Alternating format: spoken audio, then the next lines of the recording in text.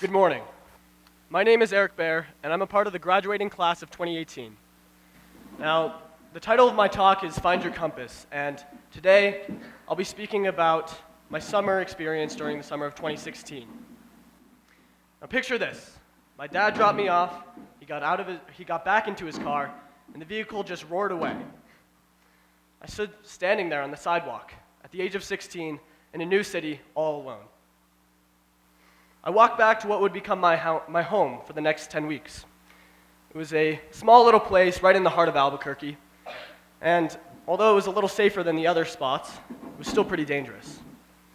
Soon, I left and I arrived to a bench in 105-degree weather.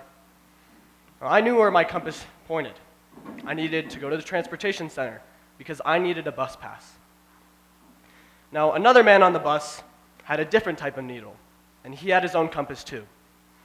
His kept him quiet as he secretly passed these plastic bags, some chalky and others green, to his friend. I was sick to my stomach. I saw right in front of me what appeared to be a very obvious drug deal, as if nothing else was going on. And another person on the bus, a woman, cradled a baby in her arms. Her mascara was smeared, and her clothes barely covered her body. I was mesmerized by all of this on the bus until this PA system rang me out of it, and the driver was yelling at me, demanding whether or not I should get off the bus. So I scurried off and I went to the payment machine. Now, all I needed was a bus pass and to look like I belonged. I first tried my debit card, but it was spit back out.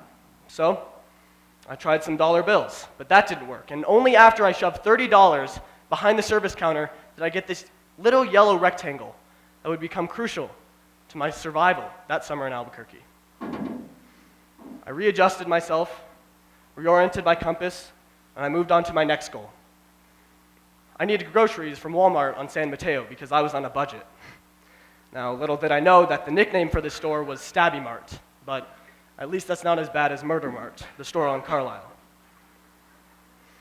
Now, I'd like to think that my compass is always straight and calibrated and points where I need to go, but other times it seems broken, misleading, and downright useless. And I'd like you to understand that I don't necessarily mean my moral compass, but rather my internal sense of direction. And like I said, I'd like to think that I've maintained this straight compass, but I know that I've strayed from the path. And that can be dangerous. It can lead you to struggle with your decisions. And for the longest time, going to Albuquerque seemed like I abandoned everything that I was loyal to because I had to give up my last camper summer at my childhood summer camp, Geneva Glen. But what I should have realized is that Geneva Glen had given me this strong foundation and strong internal compass to explore Albuquerque as an adventure. And as time went on and I learned to live in Albuquerque, I was able to reconfigure my compass and adapt to new challenges like cooking, cleaning, laundry, and let's not forget, because I didn't have a car, finding transportation. Now, as time went on, I was able to develop a routine.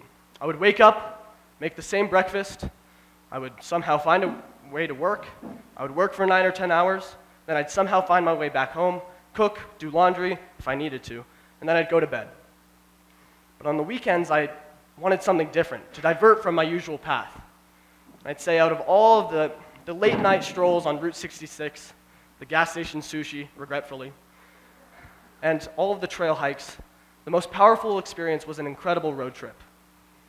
Over the course of 4 days, just with good planning, a strong direction sense, and enough iced coffee to make the entire lower school bounce off the walls, we were able to make it to the Grand Canyon, Petrified Forest, Lake Powell, Antelope Canyon, and Horseshoe Bend, all in 4 days. And I realized this wouldn't have been possible had I not taken a chance and made a choice. Now, with each new turn in Albuquerque, I had to adjust, whether that was learning to live a premature adult life or savoring a road trip. I learned to balance my survival instinct with spontaneity, And when my compass pointed towards the unknown, I was beckoned to live without limits. Now, in the end, my compass was this grounding yet directional force. I was able to navigate hardships, but also free to explore new directions. Now, in the end, I'm not going to encourage everybody to just migrate to Albuquerque and start riding the bus all the time, but instead, when you're confronted with a risk, a challenge, or an opportunity, I'd encourage everybody to make a choice, take a chance, and find your compass. Thank you.